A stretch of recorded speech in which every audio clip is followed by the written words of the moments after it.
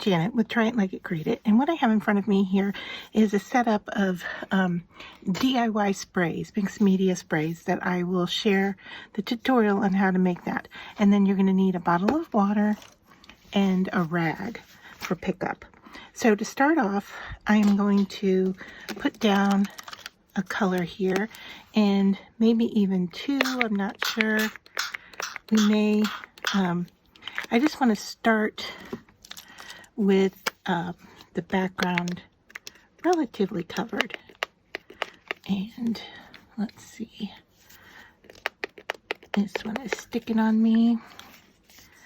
So I think I will work on unclogging that later and just put in a new nozzle for right now.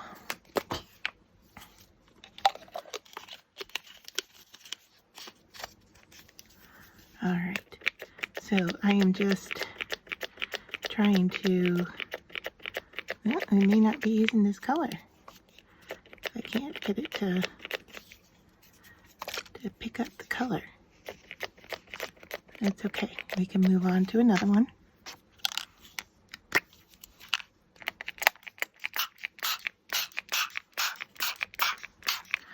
And then you're going to also want a heat tool. So I'm going to quickly dry this layer, and then we'll get into showing you how this actually works.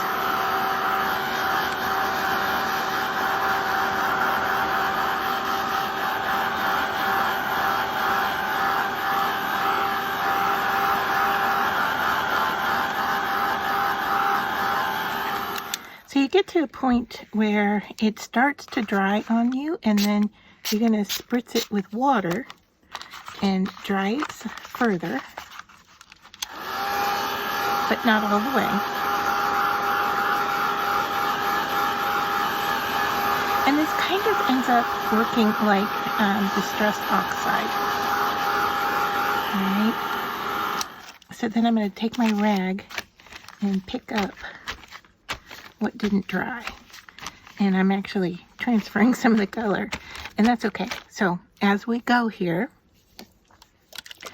this time I'm going to put pink on here.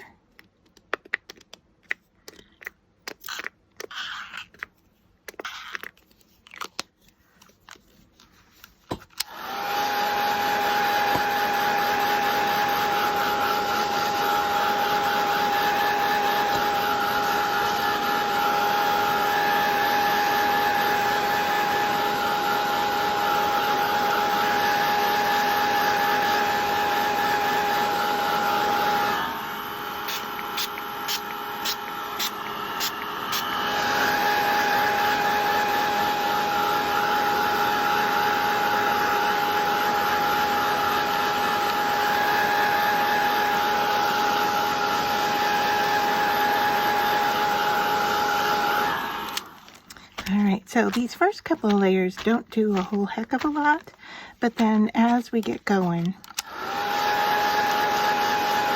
you can see how the water reacts with the color and actually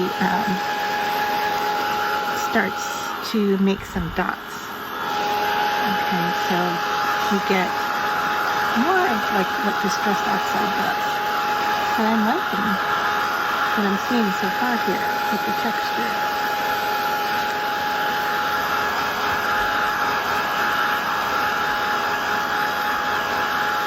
I like the texture that my rag is giving it as well. So now I have some gold,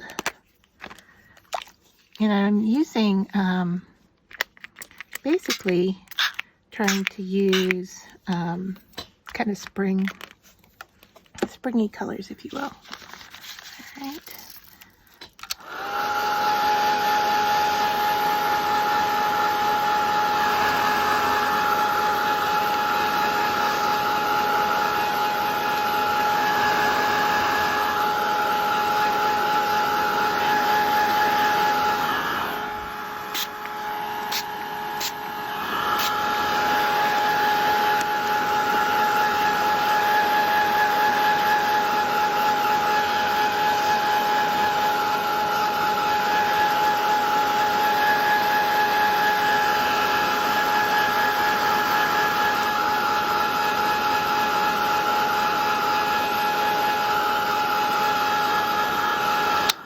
So when the color first goes on, it is very, very wet.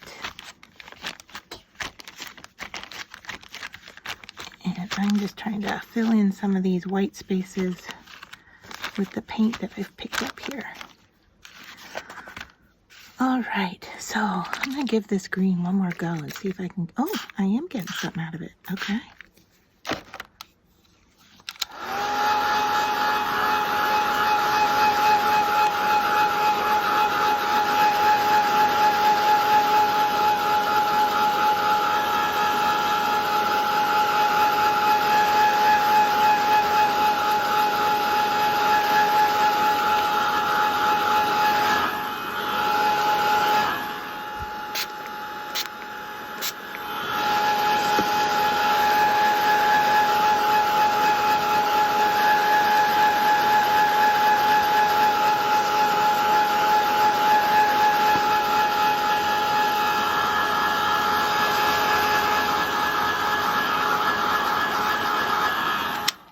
All right.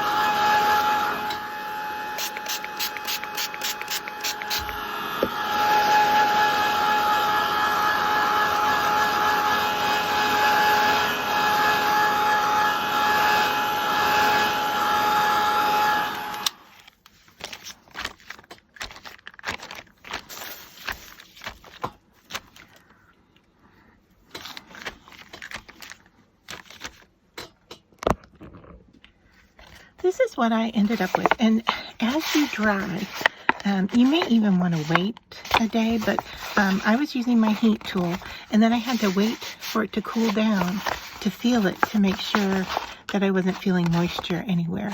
And then I would heat it again. I heated both the front and the back of my paper. So I am happy with the results that I have here, and it's a very spring-like color, and it does have some metallic shimmer to it because the this green here and the gold were both metallic, and I'm seeing more of the shimmer in the gold, of course, because there's a thicker application of that, but still looks really nice. Now, if you're having trouble with your sprays, you may find that you want to add a little bit more water because you want it pretty runny, and then you're going to get it a little dry, and then by adding more water to it, then you're going to end up getting like this kind of thing where it removes some of the color so that you can see through, which is kind of what distressed oxides do, but distressed oxides also have like a white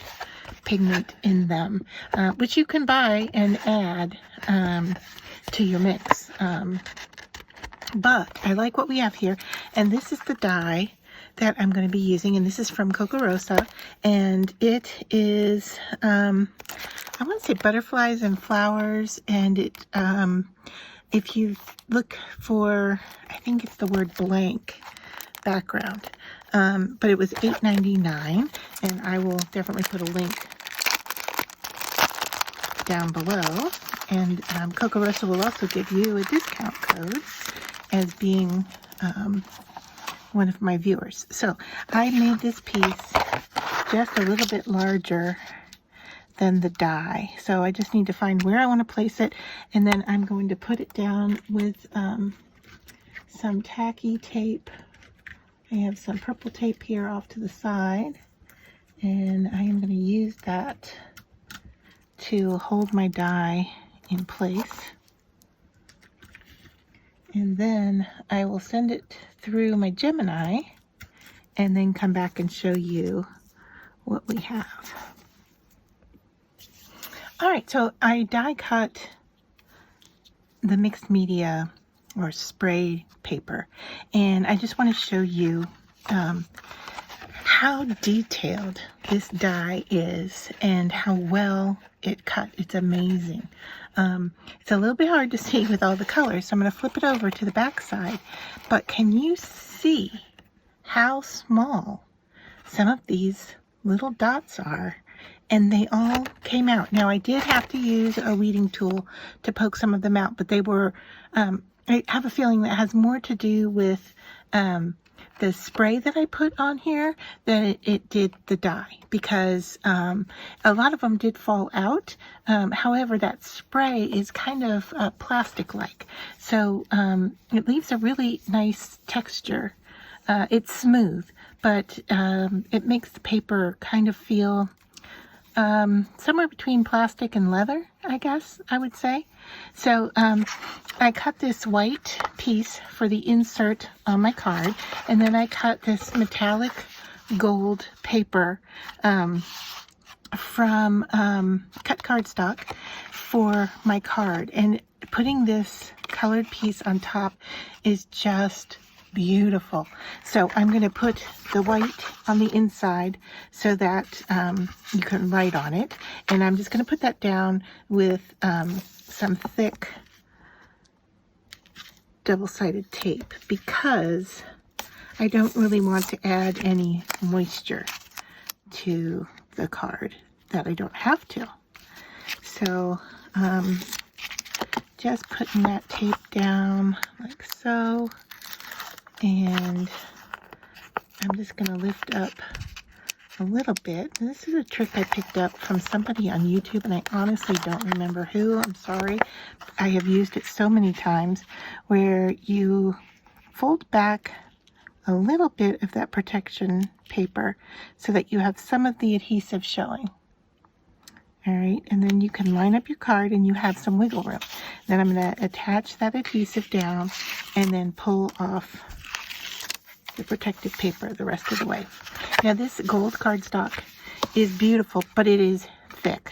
So you can see I'm going to have to put some weight on it after we glue the front panel on here.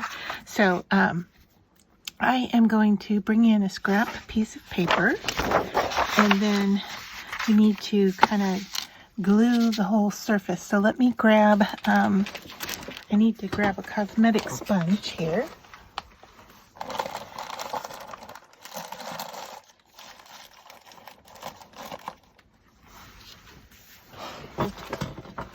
Alright, I have a cosmetic sponge, and what I'm going to do is, put my glue where I can, I guess, to start. Let's do that on the larger pieces.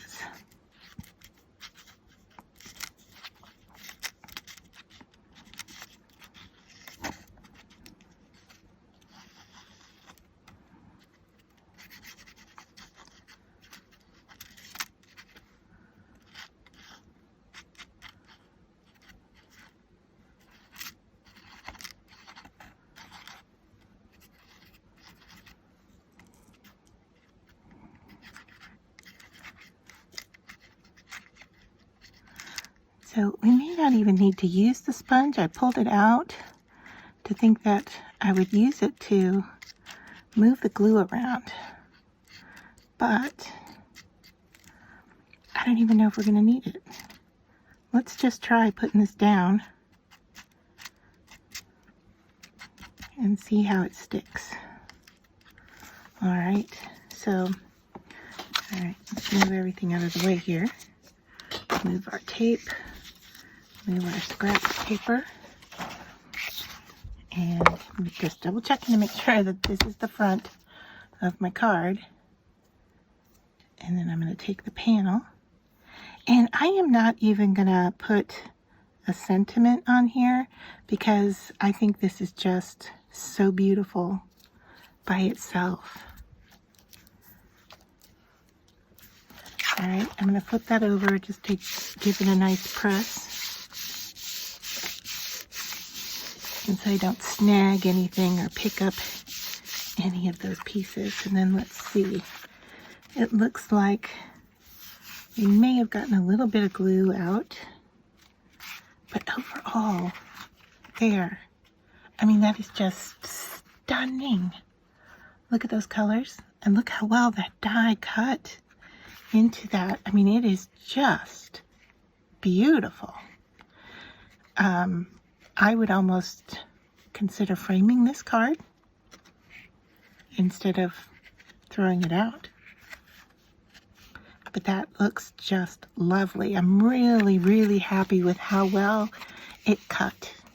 And that there wasn't really anything I had to fix except for poking out just the little teeny tiny holes. So let me know what you think. This card was made with Kokorosa. They are sponsoring this post and providing the die for me to work with, and I chose this die to work as part of an Easter themed post. So this card would definitely make a lovely Easter card. Hope you will like, subscribe to my channel, give this video a thumbs up, and even leaving some comment like I liked it, anything like that would be really helpful for my channel to grow. So anything you can do to help, I appreciate the effort. Thanks for watching to the end.